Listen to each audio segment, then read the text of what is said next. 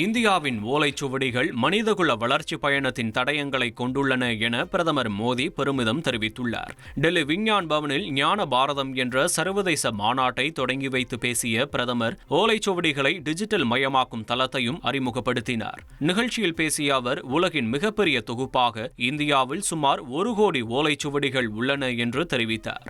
இந்த ஓலைச்சுவடிகள் நாட்டின் 1000 ஆண்டுகால அறிவியல் மற்றும் பாரம்பரியத்தை வெளிப்படுத்துகின்றன என்று அவர் தெரிவித்தார்.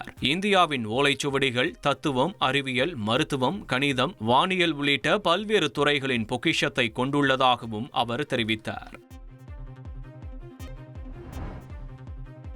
நேபாளத்தில் ஏற்பட்டுள்ள பதற்றமான சூழ்நிலையால் அங்கு சுற்றுலா மற்றும் இதர காரணங்களுக்காக சென்று வெளியேற இயலாமல் சிக்கி தவித்து வரும் தமிழர்களை மீட்டு வர தமிழக அரசு பல்வேறு நடவடிக்கைகளை எடுத்துள்ளதாக அறிக்கை வெளியிட்டுள்ளது. தமிழ்நாடு முதலமைச்சரின் உத்தரவின்படி நேபாள நாட்டில் சிக்கியுள்ள தமிழர்களின் நிலை குறித்து அறிந்திடவும் அவர்களுக்கு தேவையான உதவிகளை வழங்கி அவர்களை மீட்டு வருவதற்கு டெல்லியில் உள்ள தமிழ்நாடு இல்லத்தில் 24 மணி நேரமும் இயங்கும் கட்டுப்பாட்டு அறை ஏற்படுத்தப்பட்டுள்ளது.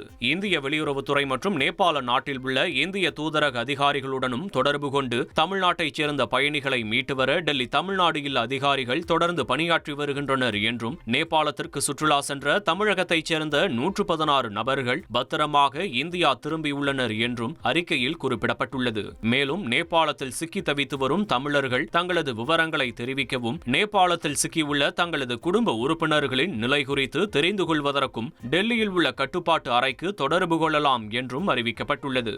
இதற்காக தொலைபேசி எண்ணும் tnhouse@tn.gov.in மற்றும் prcoffice@tnh@gmail.com என்ற மின்னஞ்சல் முகவரியும் அறிவிக்கப்பட்டுள்ளது. ட்ரெண்ட ஃப்ரெண்ட் ஆக்கிக்கோங்க. தந்தி டிவியின் சப்ஸ்கிரைபர்ஸ் அண்ட் ஃபாலோவர்ஸ் குடும்பத்துல நீங்களும் இணையுங்க.